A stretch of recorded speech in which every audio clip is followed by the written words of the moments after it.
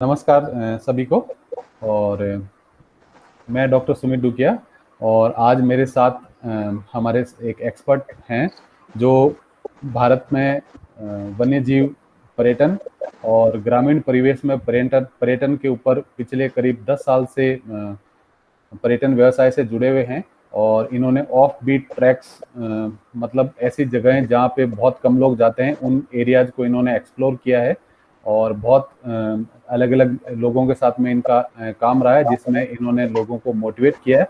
और नए नए डेस्टिनेशंस के ऊपर, टूरिज्म की संभावना के ऊपर इनका खासा लंबा एक्सपीरियंस है। तो हमारे साथ में राइट साइड में श्री वैभव श्रीवास्तव हैं। और वैभव श्रीवास्तव एमएससी बॉटनी है बनारस हिंदू विश्वविद्यालय से। और इनका नेचर और वाइल्ड लाइफ के अंदर टूरिज्म का अच्छा खासा एक लंबा एक्सपीरियंस है। और साथ में है हमारे साथ अमिताभ बालोच। अमिताभ बालोच जो हैं वो टूरिज्म एंड होटल इंडस्ट्री में डिग्रीधारी हैं। और इन्होंने पश्चिमी राजस्थान के अंदर ऑर्गेनिक फार्मिंग और रूरल टूरिज्म को कैसे इम्प्रूव किया जाए, क्योंकि पश्चिमी राजस्थान में अगर हम टूरिज्म कहें तो टूरिज्म एक व्यावसायिक स्तर पे पहुंच चुका है, और जिसका एक अच्छा रिजल्ट भी हमें देखने को मिलता है कि जैसलमेर है, चाहे जोधपुर है, ऐसे ऐसी जगहों पे टूरिज्म का बहुत बड़ा व्यापार और व्यवसाय चलता है। पर उस टूरिज्म के व्यापार और व्यवसाय के जो व्यावसायिकरण है, उसके बीच में कुछ ऐसे एरियाज जो हैं जिनको हम और एक्सप्लोर कर सकते हैं। और अमिताभ जी और इनके साथी जो ईआरडीएस फाउंडेशन के अंदर काम कर रहे हैं, ये लोग सब लगे हुए हैं कि कैसे हम ग्रामीण क्षेत्र के अंदर, ग्रामीण परिवेश के अंदर एक रूरल टूरिज्म कंसेप्ट लेके आए हैं, जो भारत में कई जगह पे चल रहा है, जिसके बारे में हमारे साथी वैभव श्रीवास्तव जी आज चर्चा करेंगे। तो इसी के साथ मैं वैभव श्रीवास्तव जी को निमंत्रण देता हूं कि वो आज हमें बताएं और कि कैसे हमारे ग्रामीण परिवेश के लोग जो हैं वो रूरल टूरिज्म से और नेचर टूरिज्म से अपना एक व्यवसाय टाइप कर सके। Vaibhav ji. Thank you doctor Sumit. Thank you Amitabh ji. Rural tourism और नेचर टूरिज्म की जैसे बात करें तो आजकल ये सारे ऑफ बीट एक्सपीरियंस जो है ये काफ़ी फेमस होते जा रहे। पहले कभी इनका जिक्र होता था कि जब कोई हम मतलब इनको विदेशी लोगों के लिए ज़्यादातर यूज़ में लाते थे। जो विदेशी लोग आते थे वो ऐसे जिन्होंने कई बार ताजमहल देख लिया, जयपुर देख लिया और दिल्ली देख लिया, तो वो थोड़ा ऑफ बीट एक्सपीरियंस लेना चाहते थे। लेकिन अब के समय में ये है कि हमारे जो इंडियन लोग हैं, हमारे जो भाई बंधु हैं, वो लोग भी इन चीज़ों के प्रति जागरूक हो गए हैं। और बढ़ता जो शहरीकरण है, जो शहरीकरण के बढ़ते उसके चलते लोग चाहते हैं कि वो वापस अपनी जड़ों से जुड़ें। और उसके लिए सबसे बड़ा साधन यही है कि वो अपने बच्चों को लेकर जाना चाहते हैं कि ये वो चीज़ें दिखाएं जो उन्होंने कभी अपने बचपन में अनुभव की हैं, एक्सपीरियंस किया है उन्होंने। लेकिन उसके बाद अब उनको जो है वो चीज़ें अपने बच्चों को वो नहीं दे पाते हैं। तो उस इस सिनेरियो में, इस घटनाक्रम, इस उसमें हम ये कहेंगे कि जो रूरल टूरिज्म है या गांव के परिवेश का जो टूरिज्म है या फिर नेचर टूरिज्म है, इसका बहुत बड़ा रोल होता है। और इसमें रोल होता है, उसके बाद इसमें अपॉर्चुनिटीज भी बहुत है, क्योंकि जितने तरीके के अनुभव हम इस सेक्टर में दे सकते हैं उतने और जो ट्रेडिशनल टूरिज्म है उसमें नहीं दे सकते। अब कोई व्यक्ति अगर ताजमहल घूमने आता है तो उसको हम सिर्फ ताजमहल दिखा देंगे और उससे ज़्यादा उसमें ताजमहल में एक्सपीरियंस नहीं दे पाएंगे। लेकिन अगर वो एक गांव जाता है और तो गांव में हम हमारे पास बहुत सी चीज़ें हैं। हमारी जो मतलब दिनचर्या है, जो आम आदमी की दिनचर्या है, उसके ऊपर ही हम काफ़ी कुछ उनको दिखा सकते हैं। उसके ऊपर और उसके बाद उनको नए नए अनुभव दे सकते हैं जो वो शहरों में नहीं ले सकते। अब जैसे कि एक बात करें, अभी कल की ही बात है कि कल दिल्ली में बड़ी अच्छी हवा चल रही थी। तो हम लोग वही सोच रहे थे कि कब हमारे बचपन का समय था जिस समय हम ऐसा मौसम होता था तो हम छत पे जाके सोते थे। लेकिन अब जो ये फ्लैट वाला कल्चर आ गया है, वो उसमें हम छत पे जाके नहीं सो सकते। तो हमारे बच्चे तो वो चीज़ जानेंगे ही नहीं कि एक खुली हवा में सोने का या आसमान में तारों के नीचे सोने का आनंद क्या है। तो वो चीज जो है वो हम रूरल टूरिज्म में, क्योंकि वहां पे ये सब चीजें फ्लैट और इन सब का वो नहीं है, दबाव नहीं है, और खुला आसमान मिलता है, और रात को जब सही बताया तो अंधेरा हो जाता है तो वहां पे तारे भी दिखते हैं। अब तो शहरों में तारे नहीं दिखते, शहरों में तो प्रदूषण के चलते और हाँ मतलब प्रदूषण के ही चलते काफी ज्यादा प्रदूषण होता है शहरों में, तो उसके वजह से तारे नहीं दिखते हमें। तो ये सब चीजें काफी हमें आकर्षित करती हैं, मतलब एक शहर में रहने वाले को। और जैसा मेरा अनुभव बताता है कि मैंने जो इन 6 और 10 सालों में जो अनुभव किया है, तो इन 10 सालों में मैंने अलग अलग सेक्टर में काम किया। मैंने कंपनी के साथ भी काम किया, टूरिज्म कंपनी के साथ, फिर मैंने लॉज में भी काम किया जो ऑफ बीट एक्सपीरियंस देती है, वाइल्ड लाइफ लॉज में। तो मेरा अनुभव ये बताता है कि अगर हमें, जब हम सोचते हैं कि हमारा कुछ आर्थिक फायदा हो, तो हम हमारा जो मुख्य हमारे जो वो होते हैं, ग्राहक होते हैं टूरिज्म में, पर्यटन में, वो उनसे हमें अगर किसी लॉज की बात करें या कोई भी ऐसा सेटअप हम करते हैं, जैसे गांव में या नेचर के लिए जो भी करते हैं हम कोई सेटअप, तो वो हम सिर्फ इस भरोसे रह के कि विदेशी आएंगे और उससे हमें बहुत अच्छी प्रॉफिट होगा, तो उसमें नहीं रह सकते। हमको उसमें हमारे जो हिंदुस्तानी भाई हैं उनके लिए भी उनके हिसाब से भी उस चीज को रखना पड़ेगा। अब जैसे एक सिंपल सा एग्जांपल देता हूं मैं, साधारण सा, कि जैसे जब एक विदेशी आता है, जंगल घूमने जाता है, मान लीजिए रणथंभौर जाता है, तो उसका उसका क्या होता है शेड्यूल, वो सुबह सफारी, शाम को सफारी, फिर दूसरे दिन सुबह सफारी, शाम को सफारी, तीसरे दिन सुबह सफारी, शाम को सफारी, चौथे दिन सुबह नाश्ता करके वो निकल जाता है। तो उसको उसके पास ऑप्शन नहीं होता। लेकिन एक अगर वही भारतीय आता है तो वो क्या करते हैं, वो एक तो परिवार सहित आते हैं, सबसे बड़ी बात ये, परिवार सहित आते हैं तो वो चाहते हैं कि परिवार में सिर्फ उनकी जो शौक है वो ना हो, बल्कि और भी बच्चों को भी कुछ सीखने को मिले, और भी जो लोग हैं, या जैसे उनके पेरेंट्स आते हैं साथ में, अगर ओल्ड एज के पेरेंट्स हैं उनके साथ, तो उनको भी कुछ ऐसा अनुभव मिले जो वो जिससे उनको अच्छा लगे। तो उन सारी चीजों को ध्यान में रख के हम कुछ ऐसा अनुभव कर सकते हैं, डिजाइन कर सकते हैं, जिससे कि और सबसे बड़ी बात यह कि इन अनुभव को डिजाइन करने में हमें न ज्यादा पैसे की जरूरत है, और न हमें बहुत ज्यादा दौड़ भाग या कंस्ट्रक्शन या कुछ ऐसा करना है। हम बहुत कम खर्च में और बहुत कम मेहनत में काफी कुछ कर सकते हैं। हमारा सबसे बड़ा टारगेट ये होना चाहिए कि हम एक तो ईमानदार रहें, हम जो चीज देने वाले हैं, क्योंकि भारतीय लोगों की ये है, स्पेशली जब वो अपने देश में ही घूमते हैं, तो उनका ये है कि आपने जो प्रॉमिस किया है, आपने जो बोला है कि नहीं भाई, हम आपको खुले आसमान के नीचे जो है सोने का, रात को एक अनुभव प्रदान करेंगे, आप उसके खुले आसमान के नीचे सोइए और बच्चों को भी अनुभव दिलाइए। तो अगर आप ये नहीं दे पाते हैं बोल के, तो फिर उसमें फिर वो बहुत गलत फीडबैक जाता है।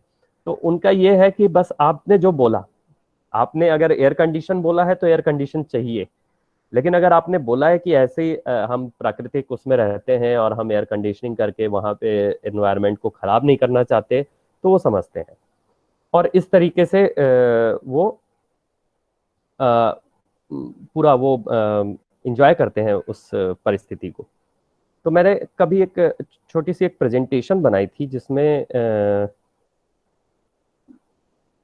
रूरल और इको टूरिज्म के ऊपर मैंने एक प्रेजेंटेशन बनाई थी, जिसमें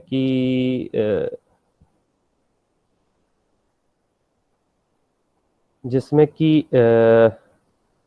मैंने कुछ लोगों को पूर्वी उत्तर प्रदेश के, ईस्टर्न यूपी के लोगों को बताया था कि क्या क्या अपॉर्चुनिटीज हो सकती हैं।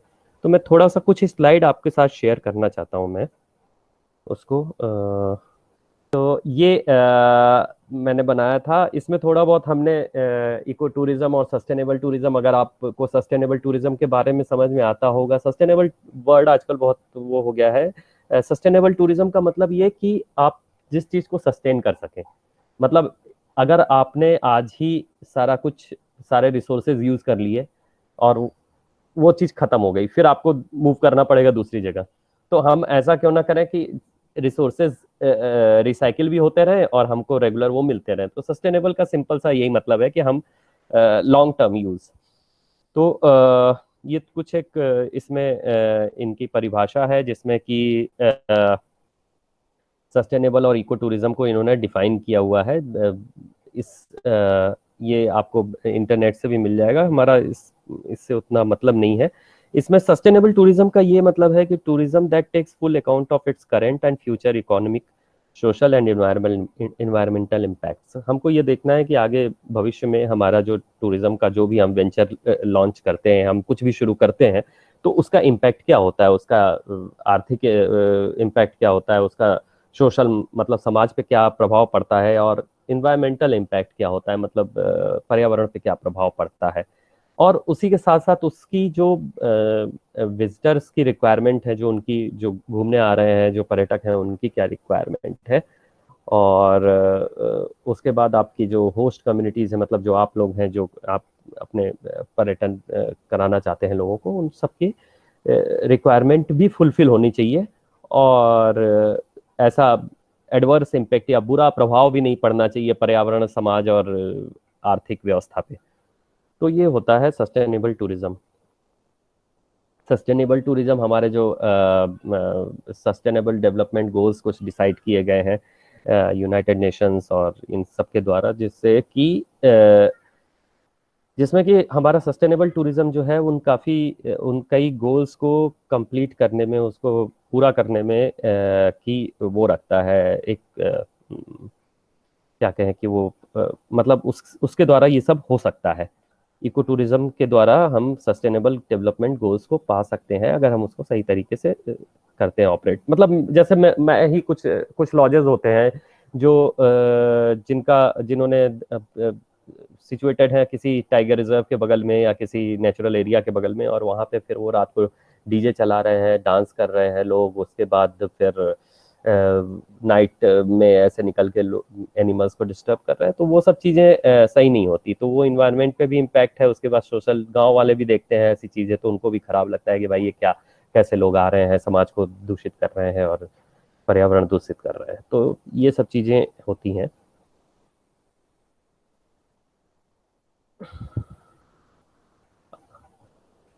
अब उसमें आता है कम्युनिटी बेस्ड इको टूरिज्म। अब इसमें कम्युनिटी बेस्ड इको टूरिज्म में क्या है कि लोकल कम्युनिटी जो वहाँ पे है वो उसका इन्वॉल्वमेंट, उसका कितना इन्वॉल्वमेंट है, उसका कितना बेनिफिट शेयरिंग है, जो फायदा हो रहा है उसको, उसका कितना फायदा आपको मिल रहा है।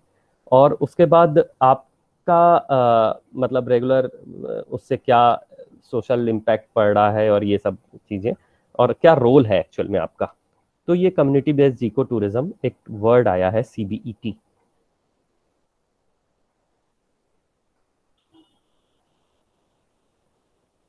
अब ये जैसे वाइल्ड लाइफ टूरिज्म की अगर बात करते हैं तो वाइल्ड लाइफ टूरिज्म कितने तरीके से लोगों को हेल्प कर सकता है।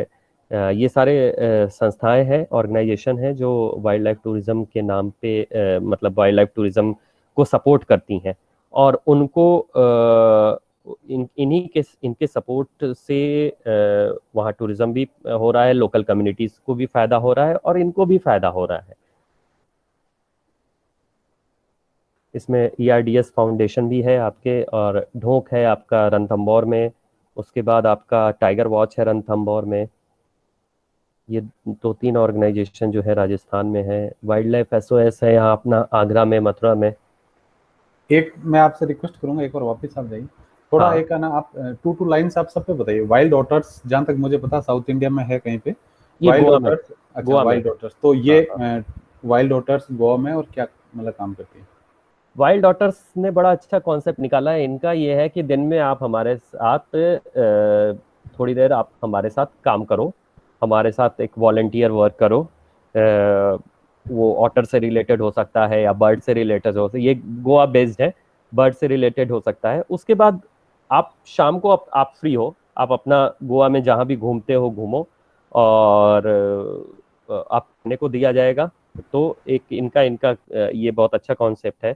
दूसरा है सिंगीनावा कंजर्वेशन फाउंडेशन। सिंगीनावा करके एक लॉज है जो कान्हा में है। ये लॉज वैसे तो शुरू किया था डॉक्टर लतिका नाथ राणा ने, जो कि कान्हा टाइगर रिजर्व, सॉरी, जिन्होंने बांधवगढ़ टाइगर रिजर्व में टाइगर्स पे पीएचडी की थी। तो ये कान्हा में उन्होंने अपना लॉज शुरू किया था। अभी तो फिलहाल ये किसी और के पास है, लेकिन वो भी she is also a philanthropist. वो कम्युनिटीज के लिए उन्होंने काफी काम किया है। उन्होंने जो अभी है तुलिका करके नाम है उनका, तुलिका केडिया, और वो कम्युनिटीज के लिए काम करती हैं, आर्ट्स पे काम करती हैं, ट्राइबल आर्ट्स पे। तो इनका बहुत अच्छा काम है। इन्होंने ये सिंगीनावा कंजर्वेशन फाउंडेशन जो है, इससे इन्होंने आसपास के जो गांव हैं वहाँ पे लोगों को सपोर्ट किया है। लोगों को मेडिकल कैंप लगाते हैं। उसके बाद लोगों के लाइवलीहुड के लिए जैसे ट्रेनिंग देनी होती है, हॉस्पिटैलिटी की ट्रेनिंग भी देते हैं ये लोग। हॉस्पिटैलिटी मतलब जो होटल में काम कर सकें आके। तो इस तरीके का इनका कार्य है। उसके बाद वाइल्ड लाइफ कंजर्वेशन ट्रस्ट है। ये इनका मेन जो ऑफिस है वैसे तो दिल्ली में है, लेकिन इनका सेंट्रल इंडिया का जो भी चीज़ें ऑपरेट होती हैं वो यहाँ से नागपुर से होती हैं। और ये भी कम्युनिटीज़ को सपोर्ट करते हैं, टूरिज्म को सपोर्ट करते हैं, जिससे कि लोकल कम्युनिटीज़ का बेनिफिट हो। टाइगर वॉच है रणथंभौर में, जो बेसिकली वैसे तो ये ऑर्गेनाइजेशन जो है इनका कार्य ये एंटी पोचिंग और वाइल्ड लाइफ रिसर्च पे काम करते हैं। डॉक्टर धर्मेंद्र खंडाल इसके कंजर्वेशनिस्ट जो है वो इसको हेड करते हैं यहाँ पे रणथंभौर ऑफिस को। तो इन्होंने भी इनको भी सपोर्ट मिलता है टूरिज्म से। जो लॉजेस हैं वो इनको सपोर्ट करते हैं, और उसमें ये कम्युनिटीज़ को के बेनिफिट के लिए भी काम करते हैं। मोगिया कम्युनिटीज़ है, उनको इन्होंने रिहेबिलिटेट किया है। मोगिया कम्युनिटीज़ जो कि बेसिकली वहाँ पे पोचिंग में काफ़ी इन्वॉल्व थे वो लोग, तो उनको रिहेबिलिटेट किया, उनके बच्चों के लिए एक हॉस्टल बनाया, और सारा कुछ सपोर्ट इनको काफ़ी सारा कुछ तो नहीं कह, काफ़ी कुछ सपोर्ट इनको जो है टूरिज्म कम्युनिटी से मिला है। और उसके बाद जो बच्चों को ये हॉस्टल में इन्होंने रखा, उनको ट्रेनिंग भी देते हैं। अगर कोई बच्चा हॉस्पिटैलिटी में जाना चाहता है, जैसे कि किसी लॉज में करना चाहता है, या नेचुरलिस्ट बनना चाहता है, या गाइड बनना चाहता है, वाइल्ड लाइफ गाइड बनना चाहता है, तो वो सपोर्ट करते हैं उनको पूरी तरीके से फॉरेस्ट डिपार्टमेंट के साथ मिलके। ट्रैवल ऑपरेटर्स फॉर टाइगर, ये टॉफ्ट ये ऑर्गेनाइजेशन है जो कि लंदन बेस्ड है, और ये एक ब्रिटिश वाइल्ड लाइफ एंथुसियास्ट ने शुरू किया है। वो टूरिज्म इंडस्ट्री में थे, जूलियन मैथ्यूज नाम है उनका, और उन्होंने शुरू किया। और उसके बाद इन्होंने एक सर्टिफिकेशन प्रोसेस शुरू किया कि आपका लॉज जो है वो कितना सस्टेनेबल है, आपका लॉज कितना लो इम्पैक्ट है, कितने उसका वाटर फुटप्रिंट कम है, कितना उसका कार्बन फुटप्रिंट कम है। तो इन सब चीज़ों को देखते हुए इन्हें एक सर्टिफिकेट प्रोसेस शुरू किया, जिसमें वो पग रेटिंग देते हैं। उन्होंने पग मार्क, टाइगर का जो पग मार्क पंजे का निशान होता है, उससे इन्होंने पग रेटिंग का एक ऑप्शन निकाला, जिससे वो आप जो लॉजेस होते हैं, जो जितना अच्छा करता है एनवायरनमेंट और उसके सस्टेनेबल टूरिज्म के लिए, उतनी ज़्यादा उनकी पग रेटिंग होती है। इन्होंने वाइल्ड लाइफ टूरिज्म का अवार्ड सिस्टम भी शुरू किया इंडिया में, और ये हर साल होता है। अब पिछले 2 साल से नहीं हो पा रहा क्योंकि ये कोविड के चलते, लॉकडाउन के चलते, नहीं तो ये हर साल वाइल्ड लाइफ टूरिज्म में, जिसमें कि ना सिर्फ ये लॉजेस को, ना सिर्फ ये पार्क को, ना ये जो लोकल गाइड हैं उनको भी देते हैं अवार्ड, और जो लोकल कोई ऑर्गेनाइजेशन है जो वाइल्ड लाइफ के फील्ड में, वाइल्ड लाइफ टूरिज्म के फील्ड में, या लोकल कम्युनिटीज़ को के सपोर्ट करने में आगे रहती है, उसको भी ये अवार्ड देते हैं। दिल्ली में होता है ये अवार्ड सेरेमनी हर साल। भूर सिंह, ये एक्चुअल में कहें तो ये फॉरेस्ट डिपार्टमेंट और लोकल कम्युनिटीज़ का एक मिला जुला रूप है। ये कान्हा में शुरू हुआ फॉरेस्ट डिपार्टमेंट के सहयोग और प्रयास से, और उसके बाद इसमें लॉजेस, जो भी जितने भी वहाँ पे लॉजेस हैं, उन्होंने अपना अपना तरफ से जितना हो सकता है उतना सपोर्ट किया इन्होंने। और मुक्की साइड, जो कान्हा टाइगर रिजर्व में, अगर आप कोई गया होगा तो जानते होंगे, मुक्की साइड में इन्होंने एक स्कूल बनाया, और उसमें मैं ये कहूँगा कि मैं उस स्कूल कई बार गया हूँ। बच्चों को जो वहाँ शिक्षा देते हैं वो दिल्ली के किसी भी स्कूल की शिक्षा के बराबर है। मतलब वहाँ जो बच्चे ट्रेंड होते हैं, वहाँ जो बच्चे शिक्षा पाते हैं, वो दिल्ली के किसी भी स्कूल के बच्चों से किसी भी तरीके से कम नहीं है। तो इन्होंने एक स्टैंडर्ड वो मेंटेन किया। और उसके बाद यहाँ वहाँ पे इन्होंने मेडिकल हेल्थ और ये सब कैंप लगाए हैं इन्हीं के साथ, लॉजेस के साथ मिलके, और वाइल्ड लाइफ कंजर्वेशन ट्रस्ट ने भी इसमें अपना योगदान दिया है। उसके बाद आता है ढोक। ढोक एक एक वो है, कहेंगे एक संस्था है जिन्होंने जो राजस्थान की आर्ट को प्रमोट करते हैं। तो ये आर्ट को प्रमोट करने के लिए इन्होंने क्या किया, जो मोगिया कम्युनिटीज हैं, जो कि बेसिकली ऐसे हैं कि वो घुमंतू जिनको कहते हैं, वो एक जगह टिक के नहीं रहते, वो कभी यहाँ कैंप लगाया, फिर कुछ दिन बाद कहीं और लगाया, तो इनको एक स्थायी वो दिया, प्लेटफॉर्म दिया, और जिसकी वजह से ये अपनी चीज़ों को बनाते हैं। और उसके बाद ये जो टूरिस्ट आते हैं, जो लॉजेस में इनके वो हैं, उन लॉजेस में ये अपना पॉम्पलेट रखते हैं या जो भी, तो उन लॉजेस में टूरिस्ट आते हैं, अगर उनको लगता है कि जाके हमें देखना चाहिए तो वो जाते हैं, देखते हैं और वहाँ से चीज़ें लेते हैं। और इसको रन करती हैं डॉक्टर धर्मेंद्र खांडाल, जो टाइगर वॉच के हैं, उनकी धर्मपत्नी डॉक्टर दिव्या खांडाल। और ये बहुत ही अच्छा एक स्टार्टअप है वहाँ के जो मोगिया कम्युनिटीज की महिलाओं के लिए स्पेशली। उसके बाद है the Corbett foundation. Corbett foundation की शुरुआत कॉर्बेट से हुई थी, इसलिए इसका नाम कॉर्बेट फाउंडेशन पड़ा। वैसे ये कॉर्बेट के अलावा रन ऑफ कच्छ में भी है, ये काजीरंगा में भी है, कान्हा बांधवगढ़ में भी है। तो इन्होंने क्या किया, इन्होंने एक लॉज है इन्फिनिटी लॉज, तो जहां जहां इन्होंने अपना लॉज खोला, इन्फिनिटी लॉज, वहां वहां इन्होंने कॉर्बेट फाउंडेशन अपना ऑर्गेनाइजेशन भी साथ में शुरू किया। तो उससे क्या होता है कि इनको पूरा जो फाइनेंशियल सपोर्ट, जो CSR होता है इनके लॉज का, या कॉर्पोरेट सोशल रिस्पॉन्सिबिलिटी जिसको कहते हैं, जिसमें हर कॉर्पोरेट हाउस को अपनी कुछ देना पड़ता है, वो इसमें उन्होंने वो अपना देते हैं। और इन्होंने हेल्थ कैंप क्या, इन्होंने तो हॉस्पिटल स्टार्ट कर दिया कई जगह, और उसके बाद ट्रेनिंग। और ये इनका एक मोबाइल वैन होती है जिसमें सारा कुछ हेल्थ चेकअप के लिए एवरीथिंग सब कुछ रखा है। और ये जाते हैं किसी गांव में, और वहां पे जिसको जैसी भी प्रॉब्लम है, ब्लड टेस्ट करना है या जो भी टेस्ट करना है, इनकी पूरी किट, एक पूरे एक वैन है, वो चलता फिरता लैब है इनका, वो इसमें आराम से वो आप जाइए और टेस्ट करा लीजिए।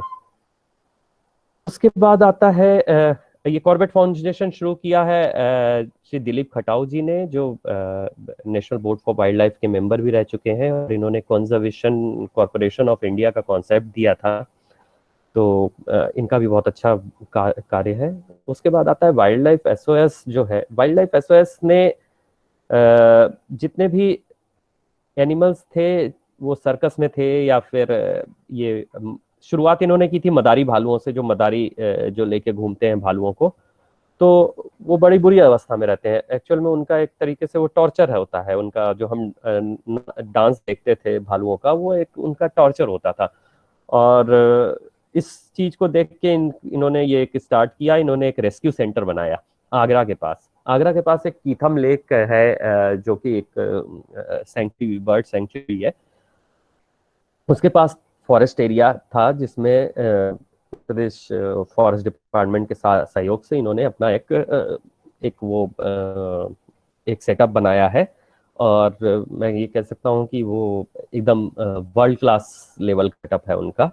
और वहाँ पे इन्होंने सारे सारे भालू, अभी तक इंडिया में जितने भी, मतलब जब से ये काम इन्होंने शुरू किया है, उसके बाद से शायद ही आप लोगों ने भी नोटिस किया होगा, कभी कोई भालू मदारी लेके घूमता हुआ नहीं दिखता है।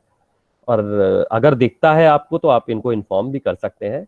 और ये इन्होंने सबसे बढ़िया ये कार्य किया कि इन्होंने सिर्फ भालुओं के लिए नहीं, इन्होंने मदारी कम्युनिटी के लिए भी सोचा हो। कलंदर कम्युनिटी उसको कहते हैं, कलंदर कम्युनिटी के लिए भी इन्होंने सोचा। और इन्होंने सिर्फ भालुओं को नहीं, इन्होंने कलंदर कम्युनिटी को ट्रेंड किया, भालुओं को रखा रेस्क्यू सेंटर में, उनको बहुत अच्छा खाना प्रोवाइड करते हैं और शेल्टर देते हैं, रहने को देते हैं। और कलंदर कम्युनिटीज को इन्होंने ट्रेन किया, जैसे ढोक है उसी तरह कलंदर कम्युनिटीज को ट्रेन करने के लिए इन्होंने अपना एक विंग तैयार की और वहाँ पे इन्होंने सिलाई मशीन दी और भी चीज़ें दी जो जिससे कि वो अपनी रोजगार कर सकें, जीवन यापन कर सकें। और उसी तरह इन्होंने एक एलिफेंट के लिए रेस्क्यू सेंटर बनाया जो कि मथुरा रोड पे है, इसी भालू वाले रेस्क्यू सेंटर से थोड़ी सी दूर पे है, 10-11 किलोमीटर करीब पड़ता है। वहाँ पे इन्होंने एलिफेंट्स के लिए रेस्क्यू सेंटर बनाया और वहाँ पे एलिफेंट्स जो भी सर्कस के एलिफेंट थे या मंदिरों में थे, बुरी बुरी कंडीशन में थे, या लोग रास्ते में उनसे भीख मंगवाते थे, वो सारे हाथियों को छुड़ा के इन्होंने अपने कैंप में रखा है। और ये दुनिया का अकेला ऐसा एलिफेंट कैंप है जो जहाँ पे हाथियों को चेन नहीं लगाया गया। इन्होंने चेन को एकदम खत्म कर दिया, चेन नहीं लगानी है। जनरली होता क्या है कि जो नर हाथी होता है वो जब मस्त में होता है तो बहुत खतरनाक हो जाता है, तो उस समय लोग नहीं भी लगाने वाले चेन, उसको चेन लगाते हैं, लेकिन उन्होंने एकदम चेन खत्म कर दी, उसको ऐसे ऐसे एरिया में रखा है, ऐसे उसमें रखा कि चेन की जरूरत ही ना हो और कहीं से क्रुएल्टी भी ना हो इसके अगेंस्ट। तो ये भी बहुत अच्छा है, कभी आप लोग को मौका मिले तो एक बार जाके देखेंगे तो अच्छा लगे। उसके बाद wild life trust of India है, ये भी इन्होंने भी कलंदर भालुओं पे और कलंदर पे कार्य किया है। इन्होंने छत्तीसगढ़ में काफी काम किया है, उस तरफ बिलासपुर के पास। और उसके बाद WWF इंटरनेशनल है, इनका कम्युनिटीज पे है काफी काम। इन्होंने टूरिज्म और कम्युनिटीज को लेके सिर्फ इधर ही नहीं बल्कि हिमालय और ये सब के जो स्नो लेपर्ड के एरिया है उसमें भी काफी काम किया। EIDS फाउंडेशन आप जान ही रहे हैं आप भी क्या है।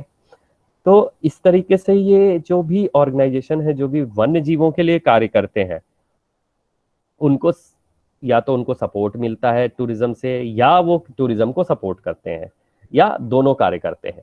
मतलब वो टूरिज्म को सपोर्ट भी करते हैं और उसमें उनके ट्रेनिंग में और उनके और भी जो भी उनकी ज़रूरतें हैं उसमें वो उनका पूरा सहयोग करते हैं, जिससे लोकल कम्युनिटीज़ जो कभी कई कम्युनिटीज़ ऐसी में लोग होते हैं जब सीधी सी बात है, अगर आपके खाने का वो छिन जाएगा तो आपको कुछ ना कुछ तो करना ही पड़ेगा।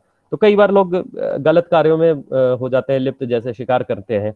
तो अगर हम लोकल कम्युनिटीज़ को जो आदमी काबिल है उसको अगर हम कुछ ऐसा दे सकते हैं, ट्रेनिंग दे के उनको रोजगार का एक साधन दे सकते हैं, तो फिर वो शिकार नहीं करेंगे तो वन्य जीव भी पनपेंगे। तो ये कॉन्सेप्ट लेके ये सारे टूरिज्म ये जो सारे कंजर्वेशन ऑर्गेनाइजेशन है ये शुरू हुए थे। अब कुछ एक्सपीरियंस की जब बात आती है कि वाइल्ड लाइफ टूरिज्म में कैसे एक्सपीरियंस या वाइल्ड लाइफ या इको टूरिज्म में कैसा एक्सपीरियंस दे सकते हैं, तो आजकल एक वर्ड चला है वॉलंटियर्स। वॉलंटियर्स क्या होता है? वॉलंटियर होता है, वॉलंटियर मतलब स्वयंसेवी। स्वयंसेवी मतलब जो कि आपके यहाँ आके काम करेंगे लेकिन हमें पैसा नहीं चाहिए। तो अब उसको हमने एक कॉन्सेप्ट दे दिया कि अब अभी तक तो स्वयंसेवी जो है आपके यहाँ आके काम करेंगे या किसी जगह किसी संस्था में जाके काम करेंगे, उनको पैसा नहीं चाहिए। लेकिन वॉलंटियर्स में क्या करते हैं, जो वॉलंटियर या जो स्वयंसेवी आते हैं वो आके कार्य भी करते हैं और पैसा खुद भी देते हैं। वो उस कार्य को करने का अपनी तरफ से पैसा देते हैं, वो आपसे पैसा नहीं लेंगे, वो खुद पैसा देंगे। तो वॉलंटियर का कॉन्सेप्ट चला है, विदेशों में बहुत प्रचलित है, स्पेशली हमारे साउथ ईस्ट एशियन कंट्रीज में बहुत जाते हैं eco tourism, wildlife tourism और रूरल टूरिज्म ये सब के फील्ड में। इंडिया में वाइल्ड लाइफ टूरिज्म में थोड़े से हमारे पास रेस्ट्रिक्शंस हैं, लेकिन उसके बावजूद भी जैसे अब इसमें देखिए एक वॉलंटियर में आप किसी से भी वो कर सकते हैं, कोई भी क्षेत्र है आप प्लांटेशन करा लीजिए। अब प्लांटेशन तो ठीक है, ट्रीज लगवाने हैं, उसके बाद और चीज करा सकते हैं। सिर्फ प्लांटेशन नहीं, जैसे कि अगर कोई आपकी फसल तैयार है तो आप उनसे उनसे वो ठीक है, वो स्वाभाविक है कि वो उतने एक्सपर्ट नहीं होंगे, लेकिन वो आपके हेल्प कर सकते हैं फसल काटने में या फिर वो आपकी फसल की बुआई में हेल्प कर सकते हैं। उसमें 2-3 चीज़ों का बस ध्यान रखना होता है। एक तो ये कि उनको कोई खतरा ना हो, सिक्योरिटी का सबसे बड़ा ध्यान होता है। मेडिकल फैसिलिटीज़ साथ में हो, जैसे फर्स्ट एड बॉक्स हो कि अगर कुछ हो गया, कोई चोट लग गई, कुछ कट गया या कुछ गिर गए या जो भी, तो वो सब चीज़ें रखना पड़ता है। बाकी तो और कुछ नहीं है, ये आपकी पूरी हेल्प करते हैं। इनके पहले एक इंडेमनिटी बॉन्ड साइन कराते हैं कि आपको कुछ हो जाएगा तो इसके लिए हम जिम्मेदार नहीं है, ये साइन कर देते हैं। ये मैंने वैसे विदेशियों का रखा है, लेकिन ये इंडियंस भी करते हैं। उसके बाद हमने एक ये कान्हा में है, कैमरा ट्रैप कर रहे हैं, जिसमें कैमरा लगाया इन्होंने, उसमें सामने से टाइगर या लेपर्ड या कुछ भी एनिमल कुछ ऐसा गुजरता है तो उसकी फोटो आती है। फिर वो फोटो जैसे भी जरूरत होती है ऑफिशियल्स के लिए या फिर जैसे रिसर्च के लिए, वो उसको शेयर की जाती है। ये बेयर रेस्क्यू सेंटर जो आगरा में है और एलिफेंट रेस्क्यू सेंटर जो मथुरा में है उसका है। वाइल्ड लाइफ टेक्निक्स भी लोग लर्न करते हैं इसमें। आप अब यहाँ पे दिखा रहे हैं पगमार्क, टाइगर का पगमार्क है, तो आपके क्षेत्र में जैसे जो चीज़ है उसके बारे में उनको सिखा सकते हैं। आप ही के खेत में कुछ हो सकता है, कोई पक्षी का हो या फिर कुछ और भी कोई बड़े जानवर का हो, तो उसके बारे में सिखा सकते हैं उनको। उनका पूरा आधा दिन या फिर एक दिन जैसा भी उस तरीके से शेड्यूल बना के, एक इनका अगर आप जानते हो तो आइटनरी बनाते हैं, तो एक उसमें शेड्यूल होना चाहिए, पूरा प्रोग्राम होना चाहिए कि जैसे आज सुबह उठे, ब्रेकफास्ट किया, उसके बाद ये काम करना है। आप सुबह उठे और मॉर्निंग टी ली, उसके बाद फिर निकल गए अपना बर्ड वॉचिंग के लिए या फिर और भी जो अर्ली मॉर्निंग में कुछ ऐसा एक्सपीरियंस ले सकते हैं उसके लिए निकल गए, लौट के आए, ब्रेकफास्ट किया, या फिर फील्ड में ही ब्रेकफास्ट भी सर्व कर सकते हैं। ब्रेकफास्ट कैरी करके कोई आ जाए, मतलब आप ले गए उनको फील्ड में कि खेत में आज काम करना है, खेत में उनको लगा दिया, उसके बाद आप साथ में किसी से, कोई आपके घर से या जो आपने भी जो भी स्टेब्लिशमेंट बनाया है उस वहां से ब्रेकफास्ट पैक करा के ले गए, तो वहाँ ब्रेकफास्ट करा दिया। अच्छा, ब्रेकफास्ट मतलब खाने की भी एक बात अगर निकली है तो मैं ये बता दूं कि खाने के लिए भी ऐसा कुछ नहीं है। आप ये मत सोचिए कि आपको 10 तरीके के व्यंजन बना के देंगे। आप इनको शुद्ध सादा लोकल जो खाना है वो बना के दीजिए। हाँ, मेरा बस यही कहना होता है कि आप जो भी करने वाले हो, जो भी देना, सब पहले से आप इनको सूचित करके रखो, पहले से इन्फॉर्म कर दो। कोई किसी तरीके का कोई नाटक नहीं करेंगे। तो हम अगर इनको सुबह नाश्ते में क्या कहते हैं, पराठा, आलू पराठा और दही भी दे दिए तब भी ये खुश रहेंगे। ये जरूरत नहीं कि आप 10 तरीके का नाश्ता ही इनके लिए सेटअप करो। तो ये और ये भी जरूरी नहीं कि उनको नॉन वेज भी चाहिए। आप जरूरी नहीं है कि नॉन वेज दो, आप बता दो कि हमारे कम्युनिटी में नॉन वेज नहीं खाया जाता, या जैसा भी जिस जहाँ पे जैसा भी हो उस तरीके से आप इनको गाइड कर वो कर दोगे, एजुकेट कर दोगे, तो कभी कोई समस्या नहीं आती है। ये एक पिक्चर है जो एकदम एक्सट्रीम लेफ्ट में ऊपर की तरफ, जो इसमें पेंटिंग कर रहे हैं लोग। ये पेंटिंग कर रहे थे स्कूल में, वहाँ के जो लोकल स्कूल में गए और वहाँ पे पर्यावरण के बारे में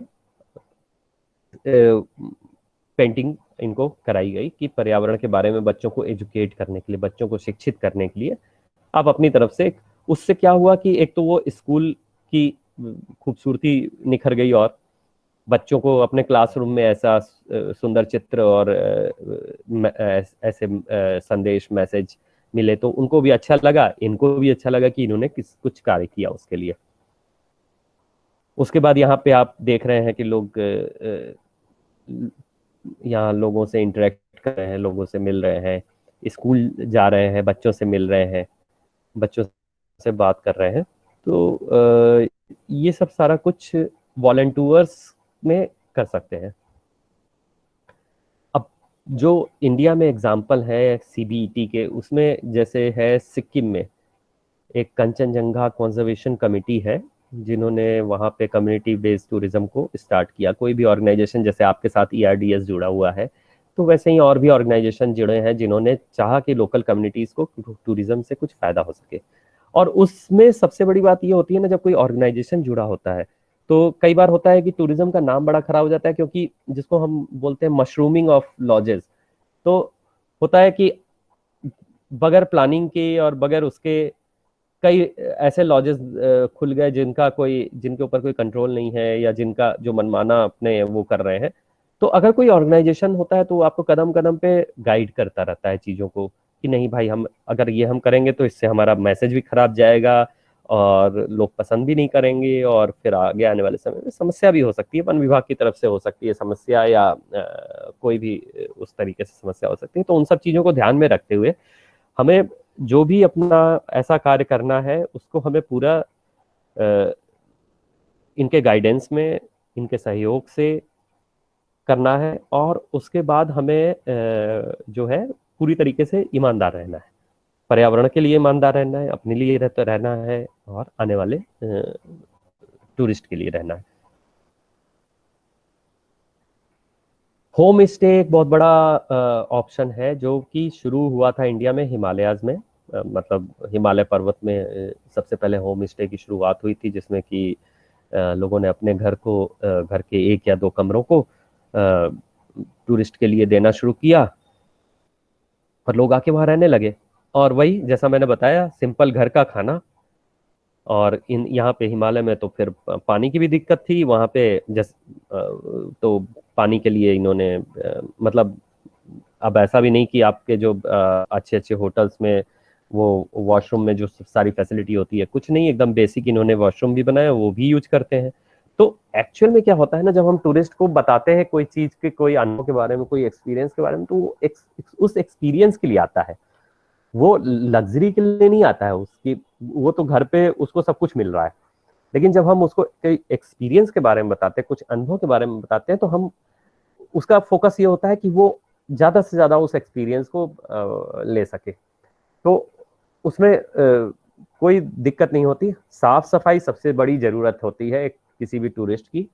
साफ सफाई और सिक्योरिटी, सुरक्षा, इन 2 चीज का ध्यान रखिए, टूरिस्ट खुश रहते हैं। तो उस तरीके का होम स्टे आप चाहें तो अपने घरों में अगर आप थोड़ा सा फेरबदल करके, थोड़ी सी सुविधाएं, साफ सफाई बढ़ा के अगर अपने घरों में ऐसा कर सकते हैं, तो आप होम स्टे बना सकते हैं। और उसमें बहुत से आपका EIDS ऑर्गेनाइजेशन जो है, संस्था जो है, वो आपको सहयोग करेगी। और भी हमारे जो पर्यटन इंडस्ट्री से लोग जुड़े हुए हैं, वो भी निश्चित ही सहयोग करेंगे, आप अगर इसमें आगे कार्य करते हैं, अपने घर को होम स्टे बनाते हैं।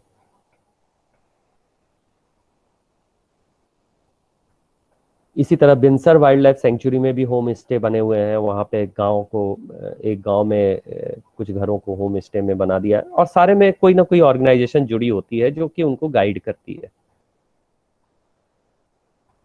एक बहुत इंटरेस्टिंग केस है ये, कंजर्वेशन ऑफ अमूर फाल्कन इन नागालैंड। नागालैंड में जो है आपका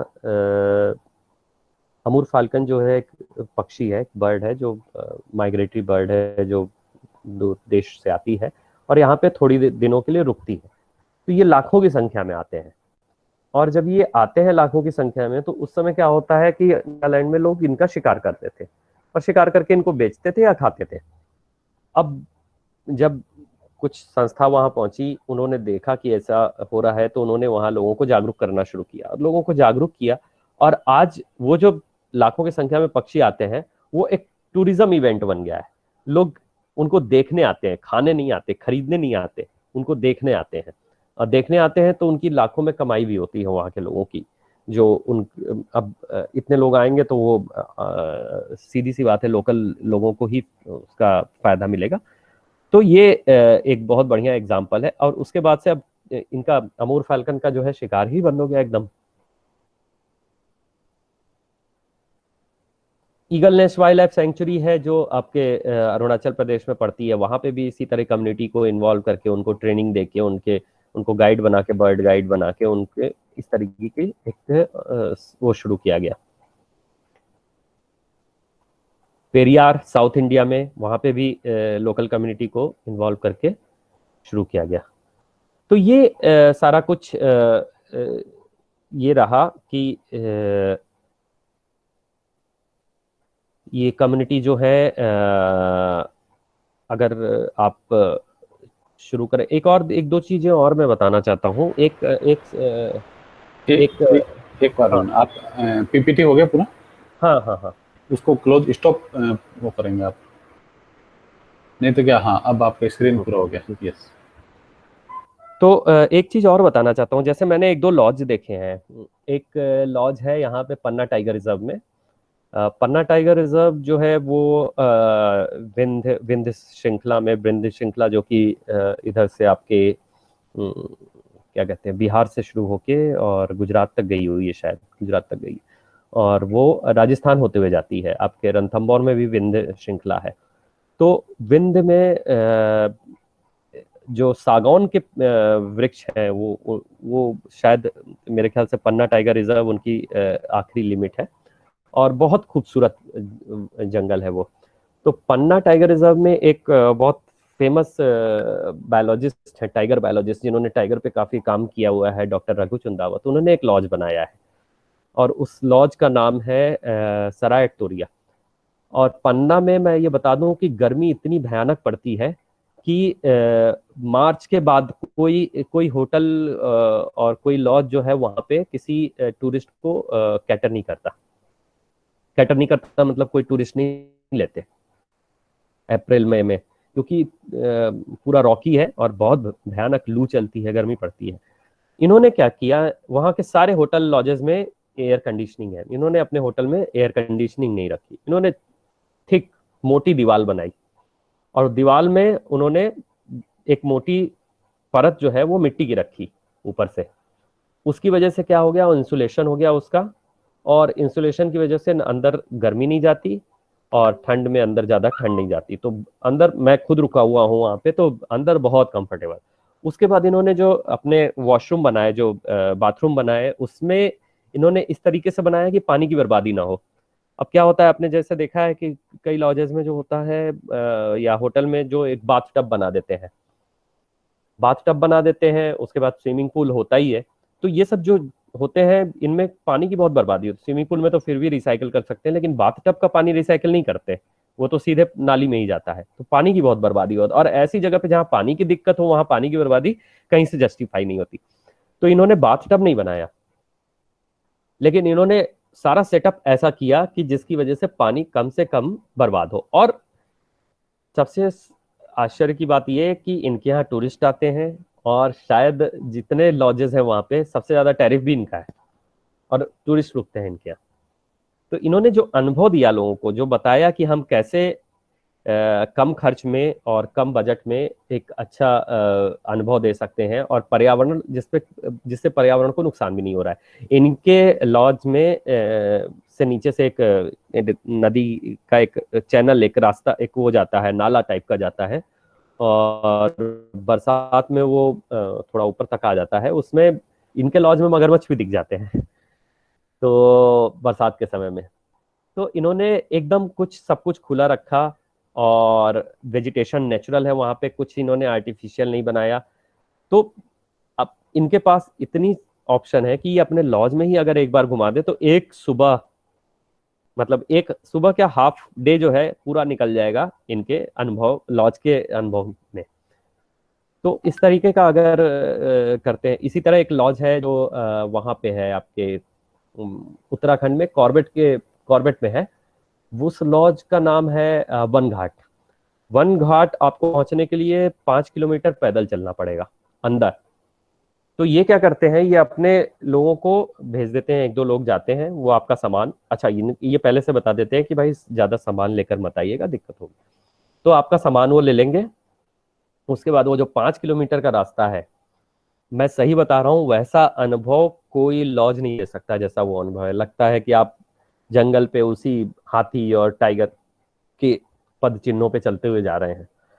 उसमें कभी आप नदी भी क्रॉस करेंगे, कभी आप एक नाला क्रॉस करेंगे, फिर पहाड़ पे चढ़ेंगे, फिर उतरेंगे। तो वो अनुभव जो है वो अनमैच्ड, किसी से कंपेयर नहीं हो सकता। उसके बाद इनके लॉज में भी एयर कंडीशनिंग नहीं है। सिंपल सा बाथरूम, सिंपल सा बेडरूम, वाइट चादर बिछी हुई है जिसपे, और सिंपल सा, जैसे मतलब एकदम बेसिक खाना भी एकदम बेसिक। लेकिन खाने में एक चीज अगर हम चाहते हैं ना कि हम लोगों को और आकर्षित करें, तो खाने में ये कर सकते हैं कि जैसे कि आपके यहाँ लोकल कुछ होगा जो चीज बाहर नहीं मिलती। अब जैसे हमारे मध्य प्रदेश में क्या है, एक कोदो करके एक अनाज मिलता है, कोदो। तो वो बाहर कहीं नहीं मिलता। अगर कोई लेना जाए, मैं यहाँ दिल्ली में लेना चाहूँ तो नहीं मिलेगा मुझे। तो अगर हम वो चीज सर्व करते हैं ना, तो वो बड़े मन से खाते हैं। उसके बाद कुछ और फल सब्जियां होती हैं ऐसी जो सिर्फ लोकल ही मिलती हैं। उसको ऐसे शहरों में या ऐसे ऑनलाइन नहीं मंगा सकते। तो वो सब चीजें अगर हम सर्व करते हैं ना, अपने मेन्यू में रखते हैं लोकल ऑथेंटिक फूड, तो वो भी एक बहुत बड़ा अट्रैक्शन हो सकता है टूरिस्ट के लिए। तो उस लॉज के बारे में बता रहा था। उस लॉज में खाना बहुत बेसिक, और सबसे बड़ी बात की कॉर्बेट में है, वो चारों तरफ जंगली जानवरों से घिरा हुआ है, उस लॉज में बाउंड्री नहीं है। उन्होंने कोई बाउंड्री नहीं बनाई, उनके लॉज से टाइगर भी होके जाता है, एलिफेंट भी होके जाता है, और कभी कोई हादसा नहीं हुआ, कभी कुछ नहीं हुआ। तो मेरा कहने का मतलब ये है कि जितना लो इन्वेस्टमेंट रहेगा, जितना लेस इम्पैक्ट वाला आपका वेंचर रहेगा, उतने फायदे में रहेंगे आप, उतना ही आपकी प्रॉफिट अच्छी होगी। अगर आपने लाखों लगा दिए, प्रॉफिट उस हिसाब से नहीं होगी, तो आपको वो, तो आप कम से कम वो करिए, इन्वेस्टमेंट करिए, और उसमें हमारे डॉक्टर सुमित दुखिया हैं, EIDS फाउंडेशन है, ये आपको गाइड करेंगे, और मैं हूँ, हम बताएंगे कैसे इसको कर सकते हैं। कितना बहुत से ऐसे आर्किटेक्ट हैं जो ये आपके डिजाइन करने में बहुत हेल्प करेंगे। तो ये रहा पूरा मेरा। धन्यवाद विभव। मैं आपके इसी में कुछ और शेयर करना चाहूँगा। राजस्थान के अंदर मेरा एक एक्सपीरियंस है। मैंने आपको शायद एक बार बहुत पहले मतलब काफ़ी फोटोज भी भेजे थे। मेरे एक दोस्त हैं रविंद्र सिंह चौहान, और उनकी एक एंसेस्ट्रल जमीन है, जैसे चंबल के बीहड़ होते हैं वैसे बीहड़ है, और उनके फादर जॉब करते हैं, तो अब तो रिटायर हो गए। तो उन लोगों ने कभी उसको खेती नहीं की थी जमीन की, और जमीन बड़ी अंडुलेटिंग है, इट्स लाइक हाईली अनइवन है। तो वहाँ पे आपको मतलब पूरे अगर उनकी प्रॉपर्टी, क्योंकि वो बहुत बड़ी है, करीब 300-400 बीघा कंटिन्यूटी में लैंड है, तो अगर आप उसके अंदर घूमेंगे तो आपका मतलब कई बार आप गॉर्ज में जाएंगे, कई बार आप मिट्टी के हैं सारे, अप एंड डाउन जाएंगे। और एक हिल रेंज जो है, एसरना हिल रेंज कहते हैं, जो आहोर जालोर के पास में, और एक छोटी सी हिल रेंज है उसके किनारे पे ही है। तो जैसे आप अभी कह रहे थे पन्ना नेशनल पार्क के अंदर टीक का एंड आता है, वो एक ऐसा फॉरेस्ट मतलब एक ऐसा इकोटोन बनता है। मतलब मैं खुद रह के मैंने जब उसको सबसे पहले 2006-7 में देखा, तो I was like totally amazed to see कि आपको वहाँ पे अरावली की 100% वेजिटेशन मिलती है, और थार डेजर्ट की भी 100% वेजिटेशन मिलती है। तो इट्स लाइक जो बहुत अच्छे से, जिसको हम इकोटोन की डेफिनेशन समझते हैं कि आपने एक कदम आगे रखा था आपको अरावली की फील आएगी, एक कदम पीछे रखा था आपको डेजर्ट की फील आएगी। और आप clear cut mixing of the species देख सकते हैं कि जीनस सेम में एक स्पीसीज डेजर्ट वाली आपको वहाँ पे मिलती है, एक अरावली वाली वहाँ पे मिलती है। तो मेरे कुछ प्लांट एक्सपर्ट दोस्त भी गए, उन्होंने भी वहाँ पे देखा और बोला कि यार ये जो है, it's like if somebody try to understand कि ये देखने लायक क्या चीज़ है, तो यहाँ का ये एक सेलिंग पॉइंट है, जिसको हम लोग USP कह सकते हैं कि आपकी वहाँ का क्या क्लिक कर सकता है पॉइंट। तो वो वहाँ पे टूरिज्म करते हैं। और जैसे आपने बताया कि लॉज की कोई बाउंड्री नहीं है, तो राजस्थान में जनरली खेत के चारों तरफ एक कांटेदार थोड़ी सी झाड़ियाँ डाल के रखी जाती, उनका भी बस वैसा ही एक डिमार्केशन किया हुआ है कि भाई ये इनका एक छोटा सा 2-3 हट्स बने हुए, कैंप टाइप का बना हुआ है।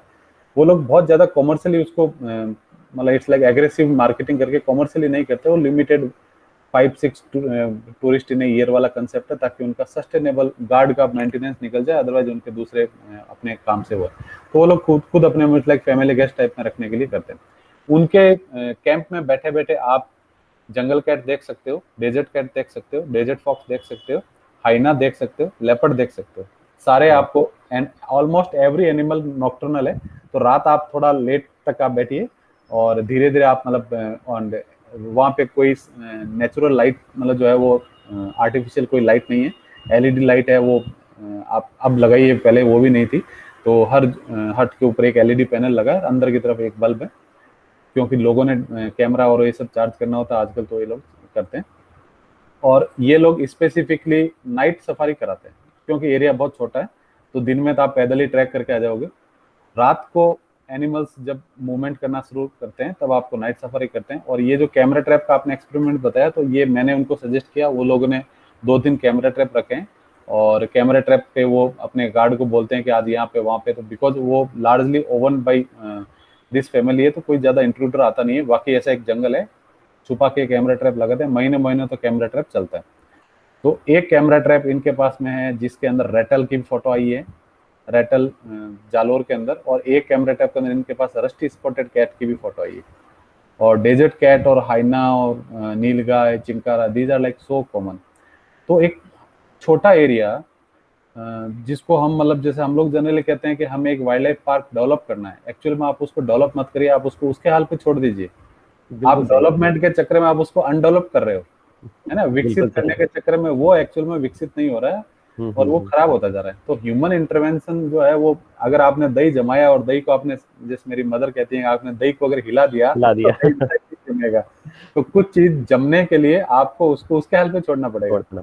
तो ये मैंने देखा, और मैं आज मतलब आप देखिए 2006 से लेके इनके पास, मतलब कई बार तो पहले जब मैं इनके साथ काम करता था, तो ये लोग उस इनिशियल स्टेज पे थे कि हम लोग इसको थोड़ा कैसे इसको बायोडाइवर्सिटी असेसमेंट करके इसको डॉक्यूमेंटेशन करके हाईलाइट करें।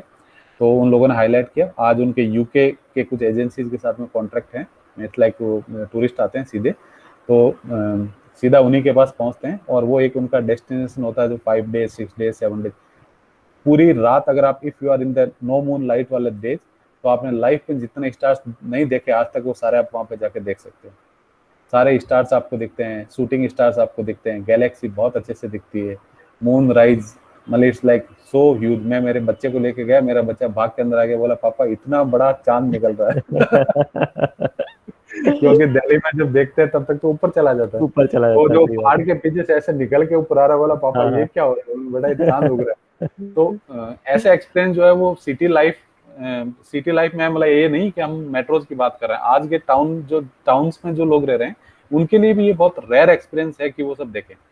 अमिताभ जी को मैं इनवाइट करूंगा। अमिताभ जी, आप मतलब अभी लगे हुए हैं ये पिछले 2-3 साल से, और अमिताभ जी का जो स्पेशली आपने फूड का जो बताया, ये फूड के ऊपर, मतलब जो आप ये समझ लीजिए कि गैस्ट्रोनॉमी के ऊपर ये तो थोड़ा काम कर रहे हैं कि कैसे हम लोकल प्रोडक्ट्स को थोड़ा कर सकते हैं इसके अंदर ऐड।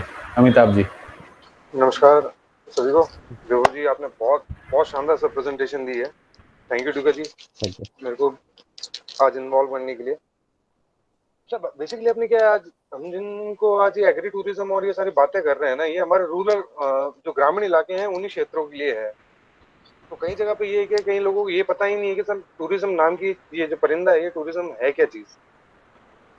जैसे आज हमारे जैसलमेर को हम देखते हैं, तो जैसलमेर के अंदर टूरिज्म की इंडस्ट्री कहाँ एक बहुत ही लिमिटेड एरिया में आगे सिमट गई है। अब कुछ नया नहीं है आगे देने के लिए कहीं पे भी। तो अब जो नया आया हमें वो हमें शुरू करने पड़ेंगे। तो उसी के तहत मैं कुछ बात है बोलना चाहूंगा कि हमारे आज इस मीटिंग के तहत अगर हम लोगों को समझाएं कि भाई टूरिज्म क्या है। बेसिकली बेसिक टूरिज्म ये है कि आप कहीं पे गए हैं, वहां पे आप ऐसे मेहमान गए हो, जो हमारे यहाँ पे कहते हैं पावना आया। जो मेहमान की तरह गए हो, तो घर में जैसे एक मेहमान आता है, आप उसकी खातिरदारी कैसे करते हो, वैसे ही आपको अपने जो गेस्ट हैं उनकी खातिरदारी की जाती है। बेसिक से बेसिक ये है। अब एग्रीकल्चर और टूरिज्म और हमारी ये जिसमें की जो सारी चीजें चल रही है, इन सबको हम एक साथ जोड़ेंगे कैसे, अब बात आती है उसके ऊपर। एग्री टूरिज्म का कॉन्सेप्ट जैसलमेर के लिए बिल्कुल नया है फिलहाल, और ये धीरे धीरे डेवलप होने वाला है, इवॉल्व होने वाला है टाइम के साथ में, और बहुत बेहतरीन तरीके से इवॉल्व हो सकता है जैसलमेर। जैसलमेर ये अपने आप में हिस्टोरिक प्लेस है। यहाँ की बायोडाइवर्सिटी, यहाँ का नेचर, यहाँ का क्लाइमेट, मतलब अपने आप में इस तरीके से रिच है, वेरिड है कि आप कुछ ही किलोमीटर आप चेंज करिए, लैंडस्केप चेंज मिलेगा आपको। हर 15 से 20-25 किलोमीटर बाद में आप लैंडस्केप चेंज होता हुआ देख सकते हैं जैसलमेर के अंदर, जो बेसिकली कुछ रेंज के अंदर जाके खत्म हो जाता है, पर कुछ ऐसी रेंज है जहाँ पे आप हर 15-20 किलोमीटर में लैंडस्केप चेंज होता हुआ देखेंगे। अब बेसिक बात आती है कि एग्रो टूरिज्म, तो आपको वैभव जी ने बहुत अच्छी तरीके से बता दिया है, पर हमारे जैसलमेर वालों को समझने के लिए अगर एग्रो टूरिज्म क्या चीज है, तो उनके लिए ये बेसिक ये समझिए कि आप अपने खेत में जैविक खेती कर रहे हैं, जो हम कहते हैं कि आप रसायन मुक्त और बिना जहर मुक्त खेती करिए। अब उस खेती करने के साथ में आपने कुछ ऐसी चीजें की हैं जो आपके खेत पे ही उग रही है। कुछ बेसिक फूड आइटम्स हैं, कुछ नेचुरल मेडिसिनल प्लांट्स हैं, या फिर हमारे यहाँ की लोकल जो वाइल्ड लाइफ है वो आपके खेत में एग्जिस्टेंस में है। तो आप वो चीज रिप्रेजेंट करेंगे दुनिया के सामने। भाई अगर कोई ऐसे लोग हैं जो जीना चाहते हैं, देखना चाहते हैं, और एक रूरल लाइफ जो एक्चुअल में खेत पे जिंदगी किस तरीके से जी जाती है, कि किसान जब सुबह उठता है तब से लेके रात को जब सोता है तब तक वो कितने काम करता है, कि किस प्रकार से वो बीज बोया जाता है, फिर फसल काटी जाती है, और कब जाके वो किसी कस्टमर के थाली में या फिर किसी भी बंदे की घर में थाली में कैसे पहुंचता है। बेसिक ये नॉलेज आज के टाइम में अधिकतर बच्चों को, या फिर जहाँ पे कहें तो भी कई ऐसे युवा हैं उनको भी पता नहीं है कि भाई धान उगा कैसे है। तो अब सीधी सी बात है, ये एग्रो टूरिज्म और इनमें दो चीजें एक साथ जुड़ी है, एग्रीकल्चर और टूरिज्म। एग्रीकल्चर से किसान की और लोगों की आय तो है ही। भारत हमारा खेती आधारित है सबसे पहली चीज। और जो टूरिज्म इंडस्ट्री है वो बेसिक दो चीजों पे चलती है, फूड एंड सर्विस। फूड जहाँ पे जैसे लोकल क्वालिटी है वैसा उसका फूड है, फूड की वैरायटी है। और जो सर्विसेज हैं किस तरीके की आप उनकी सर्विस प्रोवाइड कर रहे हो। सर्विस के अंदर भी सर्विस की अलग अलग क्वालिटीज होती है। बेसिक सर्विस ये होती है कि जैसा आप खुद के साथ, जैसे हमें पढ़ाया जाता है तभी कहते हैं आप जितना साफ सुथरा और खुद को जितना बढ़िया रखने के लिए कर सकते हो उतना ही आप अपने गेस्ट के लिए करिए। कि भाई मेरे को इतना अपने घर में इतनी साफ सफाई पसंद है तो गेस्ट के लिए भी उतनी ही साफ सफाई रखिए आप। आपको जिस तरीके का खाना पसंद है आप गेस्ट को भी उसी तरीके का खाना पसंद खिलाइए आप। तो एक बेसिक शुरुआत समझने के लिए ये चीज होती है। अब इसका इनिशिएट जब करेंगे जैसलमेर के अंदर तो एग्रीकल्चर टूरिज्म, नो डाउट किसान की इनकम डबल तो नहीं बट कम से कम इन कहीं ना कहीं सपोर्ट लगाएगा उसकी इनकम के अंदर कि भाई हमारा इनकम कुछ बढ़े आगे चले। अब जैसलमेर में इन चीजों की पॉसिबिलिटी कितने एरियाज में है, सबसे बड़ी बात ये आती है। तो हमारे जैसलमेर जिस प्रकार से हमारे पिछले कुछ मीटिंग्स में भी हम लोगों ने बताया कि हमारे जैसलमेर आधारित 4 प्रकार की खेती है। पहली है ट्यूबवेल क्षेत्र की, दूसरी है नहरी क्षेत्र की, जो अभी फिलहाल कुछ सालों में डेवलप हो गए इवॉल्व हो गए ये आई। बट वो खेती का क्षेत्र जो जैसलमेर में आज से 1000 सालों से चल रहा था। सर्वप्रथम आता है हमारे बरसाती बारानी खेती, जिसमें बारानी खेत में बोए जाते हैं, जिनमें कोई तारबंदी वगैरह कुछ नहीं होती और बेसिक ये होते हैं घास के मैदानों में उनके आसपास के इलाकों में। इन्हीं घास के मैदानों में चिंकारा है, नीलगाय है, नीलगाय तो अभी फिलहाल आने लगी, लोमड़ियां हैं, भेड़िया हैं, सियार है, जो हमारे लोकल माइग्रेटरी बर्ड्स हैं वगैरह, वो इन खेतों में बरसातों के बाद फीड करते हैं। और ये जो एक अलग ही बायोलॉजिकल जो क्लाइमेट स्ट्रक्चर बनता है वो बहुत ही शानदार और पीसफुल होता है। उसके साथ में ये तो होगी बरसातों के टाइम में उस बरसात से हुई जो खेती। इसके बाद जो सर्दियों का टाइम आता है उसमें हमारे यहाँ पे होता है खड़ीन, जिनमें चना और गेहूं इस प्रकार की फसलें ली जाती है। तो बरसात एक बार हुई है बट उससे साल में 2 बार फसल ली गई है। यही पैटर्न पिछले 1000 साल से चल रहा है। और उसके अंदर भी ये है कि बेसिकली अभी तक कुछ चीजें ऐसी है जो जैसलमेर में टाइम के साथ में और टेक्नोलॉजी के साथ में भुला दी गई है। तो एक समय ये था जैसलमेर की सभ्यता हिस्ट्री के हिसाब से जैसलमेर में 12 महीने खेती होती थी, जबकि अब जैसलमेर में सिर्फ बताई जाती है 8 महीने की खेती। 4 महीने की हमारी 3 से 4 महीने की छुट्टी रहती है एग्रीकल्चर सेक्टर वालों की। तो ये जो बचे हुए 3 से 4 महीने हैं जो छूटे हैं किसानों का, इन 3 से 4 महीने में भी एग्री टूरिज्म हो सकता है। तो उसकी संभावनाओं पे हमें काम करना पड़ेगा। क्योंकि अब जैसे जैसलमेर एक सूक्ष्म इलाका है, यहाँ गर्मी बहुत ज्यादा पड़ती है। तो सुबह के बनस्पत जो रात का समय है वो ज्यादा एक्टिव होता है हमारे जैसलमेर के अंदर, वाइल्ड लाइफ से लेके नेचर से लेके सारी चीजों में। तो एक वाइल्ड नाइट लाइफ, जो वाइल्ड लाइफ की है वो भी यहाँ पे बहुत बढ़िया है, जिसको हम टूरिज्म के तहत दिखा सकते हैं। अब इसके अंदर पॉइंट्स और छोटी छोटी चीजें आती है, जैसे हमारे यहाँ पे सर आपने बताया था इसमें जो टर्म आई थी कम्युनिटी बेस्ड टूरिज्म। तो कम्युनिटी बेस्ड टूरिज्म के तहत हमारे यहाँ पे राइके हैं, पहले म्यूजिशियंस हैं, लंगे हैं, जो आर्टिशियंस हैं, वो सब उनका उनका डेवलपमेंट सब चल ही रहा है, बहुत टाइम से चल रहा है। उनके नाम पे बहुत लोग उनके नाम के डेवलपमेंट के नाम पे काम कर रहे हैं। बट जो हमारे कुछ ऐसी कम्युनिटीज है जिनको आज भी नेग्लेक्ट किया गया, कि जिनका वर्क और उनकी एफिशिएंसी और उनकी जो जो वैल्यू है वो खत्म कर दी गई है। रायके उनमें से हमारे एक हैं जो ऊँटों को पालते आए हैं, इनको चराते आए हैं। उसी तरीके से जो दूसरे समाज के हैं जो भेड़ बकरियां और ये लोग ये पाल रहे हैं। भेड़ बकरी और ऊंट ये 3 ऐसे जानवर हैं जिनकी बहुतायत है हमारे जैसलमेर में। इनसे जो फूड आइटम बनते हैं उनकी, जैसे सब अधिकतर जो यूरोपियन कंट्रीज है वहां पे जो पनीर है वो शीप मिल्क का और गोट मिल्क का ज्यादा प्रेफरेंस में आता है। गोट मिल्क को ज्यादा प्रेफर करते हैं चीज के अंदर। तो वैसे ही हम लोग यहाँ पे उन चीजों को प्रोड्यूस करके अपने खेत में ही प्रोसेसिंग करके जब हमारे कोई गेस्ट आएगा तो हम उनको वही आइटम खिला सकते हैं। बकरी का दूध है, बच्चों ने नहीं पिया है, उसको दूना कैसे है बच्चों ने वो सीखा। जब कोई टूरिस्ट खेत पे आएगा आपके, तो वो आपके जानवरों के साथ भी इंटरेक्शन करेगा, आपके खेत से भी इंटरेक्शन करेगा, वो आपसे इंटरेक्शन करेगा, आपकी लाइफस्टाइल से इंटरेक्शन करेगा। उसको यही चाहिए। तो कम्युनिटी बेस्ड के तहत हम लोग इन कम्युनिटी के साथ में जो वर्क कर सकते हैं। दूसरा एक पर्सपेक्टिव, एक जो ढर्रा जो चलता आ रहा है कई सालों से, वो ढर्रे को हमेशा खत्म करना पड़ता है क्योंकि एक ही चीज से लोग बोर हो जाते हैं। तो हर एरिया में ये होता है कि आज हमारे पश्चिमी राजस्थान के अंदर बहुत ही ज्यादा एग्रीकल्चर जो टूरिज्म था वो 90s के अंदर बहुत पीक पे था और बहुत बूम पे था, और अब वो धीरे धीरे धीरे डाउनफॉल में आता जा रहा है। पहले हमारे फॉरेन क्लाइंट्स ज्यादा थे जैसलमेर इस साइड के, अब नॉर्मल इंडियन क्लाइंट्स हो गए। तो हमें हमारे क्या ऐसी गलतियां हुई जैसलमेर और हमारी साइड के टूरिज्म में जो हम घाटा खा के बैठे हैं सारे के सारे एक्चुअल में। तो यहाँ पे आता है नई चीजें, नई नए चीजों को मार्केट में वापस लेके आना। यहाँ पे हमारा फूड सेक्टर, जैसलमेर की नई संभावनाएं टूरिज्म सेक्टर की, और ऐसी चीजें जिनको जैसे आपने कहा लॉन्ग लाइफ तक रन करनी है। हमें ऐसा नहीं कि शॉर्ट टर्म के लिए रन करना है, 5 साल 10 साल में रन किया, फिर वो चस्का उसका जो टेस्ट था, जो मजा था, वो खत्म हो गया। अब आपके पास कुछ नया नहीं है देने के लिए।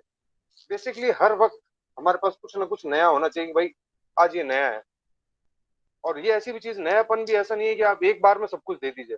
कुछ ऐसे सीक्रेट्स होते हैं, कुछ ऐसे राज होते हैं जो किसान को, या फिर कोई ऐसा टूरिज्म वाला बंदा है जो अपना ये व्यवसाय के तौर पे चालू करना चाहता है, एग्रीकल्चर टूरिज्म, उसको ये बहुत बेसिक तरीके से सोचना पड़ेगा कि मैं अपने कौन से पत्ते हैं कब खोलूं, क्यों लंबा रन करना है। तो वो बागवान नॉर्मल, अब खेत के अंदर, जैसे मैं आपको एग्री टूरिज्म का बोलूँ तो हम, जैसे आपके जो एरियाज के इलाकों के बताया, वहां पे सर वो बहुत अलग तरीके के हैं।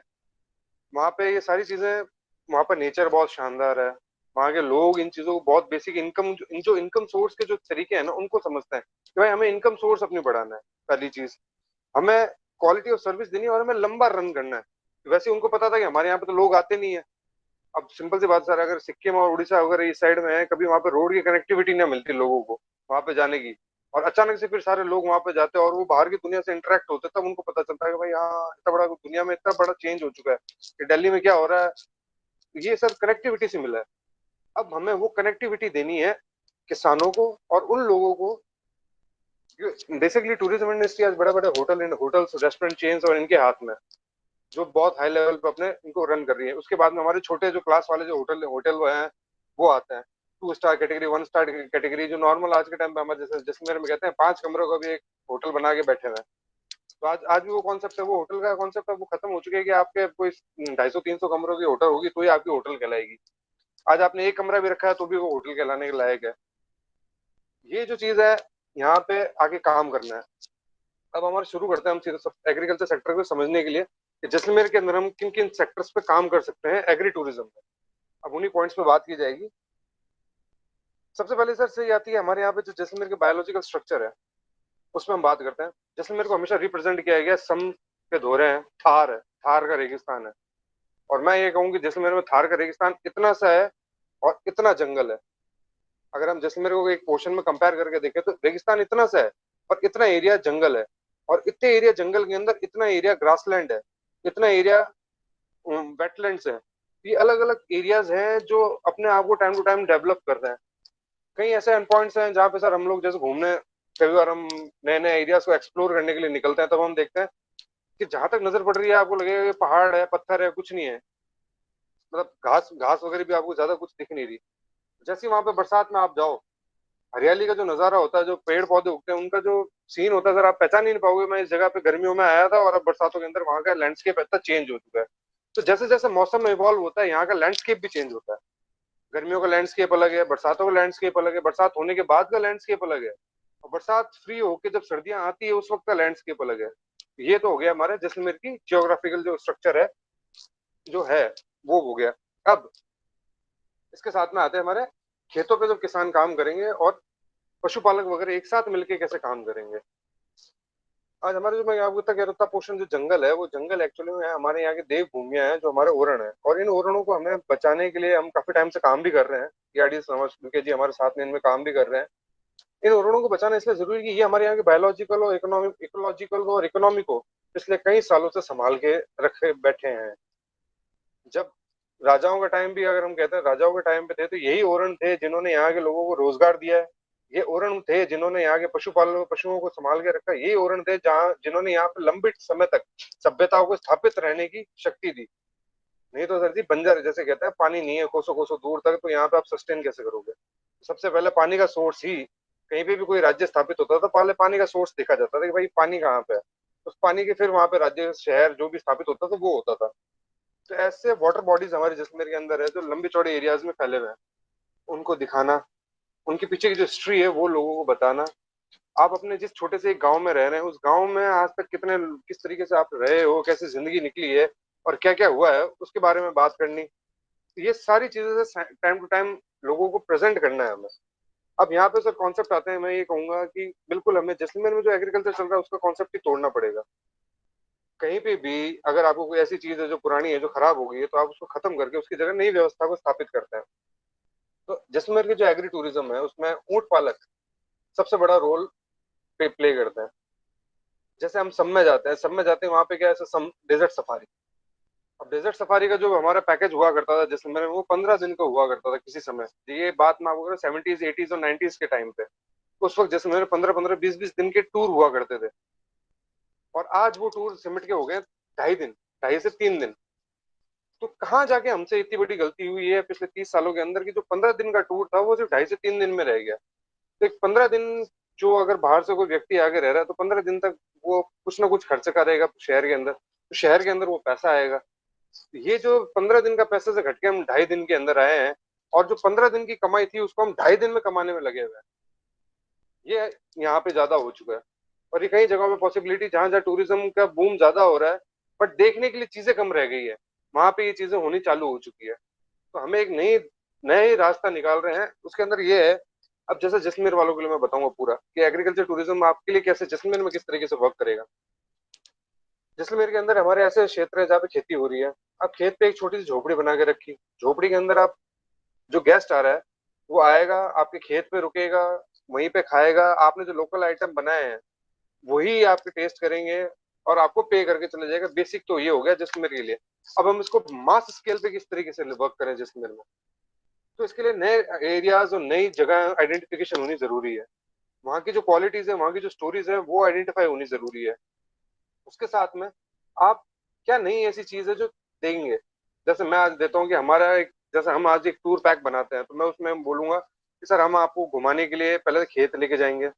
खेत पे हम आपको बेसिक हमारे यहाँ की जो खेती होती है वो दिखाएंगे।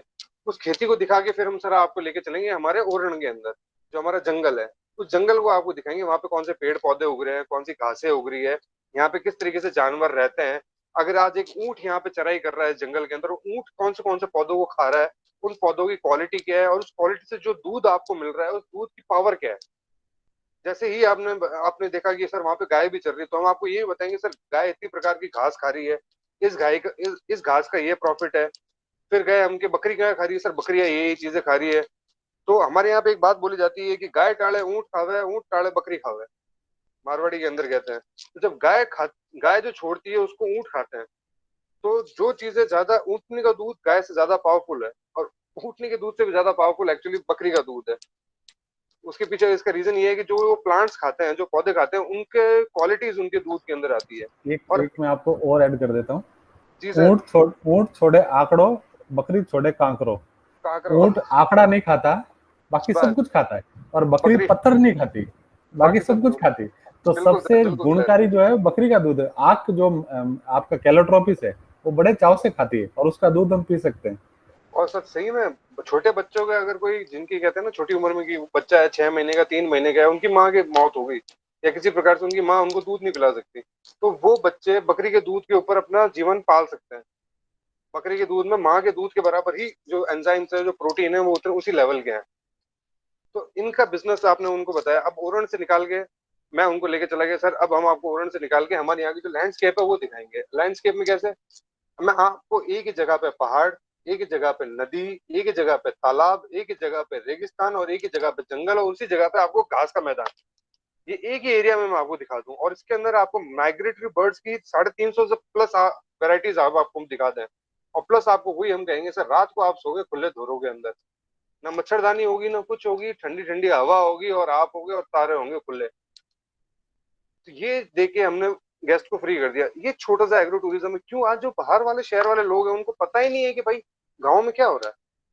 और जो बच्चे हैं उनके लिए नॉर्मल है कि सर हेडपंप ही, एक बार अचंबा हो जाती है कि भाई हेडपंप भी जोरदार चीज है। जैसे हम यहाँ पे कहते हैं कि भाई हम यहाँ पे आपको जमीन से जो पानी है रिसावा, वो पिलाते हैं। और रिसावा पानी तो लोग समझते हैं कुएं हैं। हमने कुएं नहीं, हमारे पास बेरिया है। कुएं का स्मॉल वर्जन। कुएं तो 100-100 फीट, 200-200 फीट तक जाते हैं, बेरिया 15 फीट 20 फीट में आगे खत्म हो जाती है। हम आपको वो दिखाएंगे, वो पानी हम आपको ऐसी चीजें, ऐसी लोकेशन पे लेके जाएंगे कि आप वहां से सनसेट और सनराइज दोनों एक साथ देख सकते हैं। पूरे दिन आप निकाल लोगे और आपको कहीं और जाने की जरूरत नहीं है। सिंपल सा ऐसी चीज होनी चाहिए टूरिज्म के अंदर, जो हम जैसलमेर वालों को, ये जैसलमेर वालों के लिए ही स्पेशली कहना चाहूंगा। जैसलमेर से दुनिया बोर हो चुकी है एक ही चीज बेच बेच के। तो आज अगर जैसलमेर को अगर टूरिज्म में डेवलप होना है तो उसको एग्रीकल्चर टूरिज्म को ही लाना पड़ेगा अपने नए कॉन्सेप्ट में। प्लस इसके साथ में जो पहले से जो टूरिज्म की जो चीजें चली आई थी उनको और इवॉल्व करना पड़ेगा, ताकि आज मैं ये कहना चाहूंगा जैसे 2.5 दिन का अगर टूर है तो अगर उसमें मैं 1 दिन और ऐड करवा देता हूँ जैसलमेर वालों के लिए, सिर्फ 1 दिन, तो 3.5 दिन का टूर, और उसमें अगर मैं 2 दिन ऐड करा दूं तो 5 दिन का टूर। तो ये 3 दिन से अगर कोई गेस्ट 5 दिन तक अगर शहर में रुकना है तो उससे शहर का और उसके आसपास के गांव का ही प्रॉफिट है। अब जैसलमेर में टूरिज्म का प्रॉफिट जो मेन है वो एक लिमिटेड एरिया तक ही सीमित होकर रह गया है। शहर और शहर के आसपास का जो सम का इलाका है जो टूरिज्म के नाम पे कमाई कर रहा है। उसके अलावा भी ऐसे कई अनछुए इलाके हैं जहाँ पे आप जाओ तो आपको सबसे बेस्ट क्वालिटी ऑफ सर्विसेज मिल सकती है, बेस्ट क्वालिटी ऑफ लाइफस्टाइल मिल सकती है, बट वो उनको लोगों के सामने प्रेजेंट नहीं किया हुआ। यहाँ की ऐसी ऐसी कहानियां हैं, ऐसे ऐसे किस्से, ऐसी ऐसी लोकेशंस हैं, मैं कैसे कैसे बताऊं। अब कई ऐसी बातें एक साथ दिमाग में घूमना है आगे एक साथ में, इसलिए थोड़ा पॉइंट्स यहाँ मैं बिखर जाऊंगा। इसलिए वापस अब इस वार्ता को अगर अंत पे लाते हुए तो मैं ये कहूंगा जिसमें जो एग्रीकल्चर टूरिज्म की बातें हैं उसको हम काफी हद तक मैं आगे तक लेके आ चुका हूँ। जो मेरा सर्वे था, रिसर्च थी, जो नई चीजें, नए आयाम, नए चीजें लानी थी जैसलमेर के लिए, वो हम लेके आ चुके हैं। यहाँ तक कि जो फूड सेक्टर है, हमने फूड सेक्टर के अंदर भी ऐसी ऐसी नई नई चीजें ढूंढी है जैसलमेर में जो हमारे पुराने टाइम में खाई जाती थी पर अब वो भुला दी गई है। तो हम उनको भी एग्रीकल्चर के तहत लोगों को वापस इंट्रोड्यूस करवाएंगे।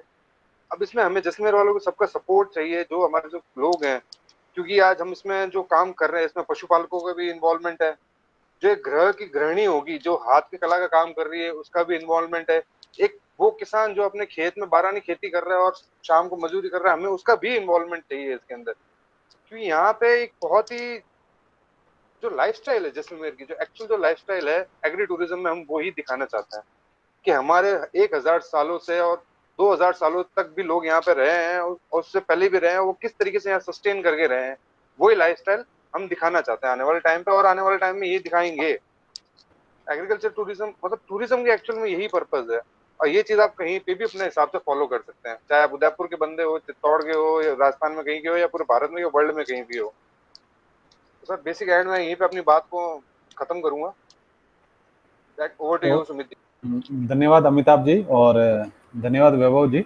आपने अभी मेरा ये मानना है आपने बहुत सारे आयाम जो है वो अलग अलग डायमेंशंस आपने बताए हैं, और अब ये है कि हम इन मतलब अलग अलग जो ब्लॉक्स है इनको हम कैसे कनेक्ट करके, और एक जो आपका टूरिज्म का जो एक मॉडल होता है कि कोई आदमी आपके पास कैसे पहुंचेगा, फिर आप उसको कैसे step 1, step 2, step 3, step 4, step 5 ऐसे करके आप उसको कैसे सब चीज़ों को जोड़ के पेश करोगे। और मेरा ये मानना है कि इसके अंदर सभी का फायदा है। मतलब कोई एक आदमी इसके अंदर ऐसा है नहीं है कि वो बहुत ज्यादा प्रॉफिटेबल कुछ कर रहा है, दूसरा आदमी उसके अंदर जो उसको कुछ भी फायदा नहीं हो रहा। कि ये कोई एक बड़ी होटल इंडस्ट्री वाला एक सिंगल मालिक वाला काम नहीं है, ये एक मल्टीपल स्टेप्स का काम है। इसके अंदर ऊंट वाला आदमी भी कमाएगा, भेड़ वाला भी कमाएगा, बकरी वाला भी कमाएगा, खेत वाला भी कमाएगा, लोकल कलाकार जो आर्टिस्ट है वो भी कमाएगा, जो सिंगर है, फोक सिंगर है वो भी कमाएगा। तो एक एक मतलब एक कोऑपरेटिव स्टाइल का मॉडल है जिसके अंदर हमें बहुत सारे लोगों की जरूरत है। और अमिताभ जी और पार्थ जी जो है वो, जहाँ तक मेरा मानना है, 4 से 5 उन्होंने ऐसे सर्किट पैकेज अभी तक मतलब उन्होंने रिसर्च करके बना लिए हैं कि उस डायरेक्शन में जाएंगे तो हमारे पास में ये मतलब जो इंग्लिश में कहते हैं कि हमारे पास प्लेटर में कौन कौन सा आइटम्स मेन्यू में हमने तैयार कर लिए। तो उस स्टाइल के अंदर 4 to 5 पैकेज अमिताभ जी और पार्थ जी ने अभी तक कुछ बनाए हैं, और भी हमारे पास में डिस्कशन चल रहे हैं कि हम कैसे करें।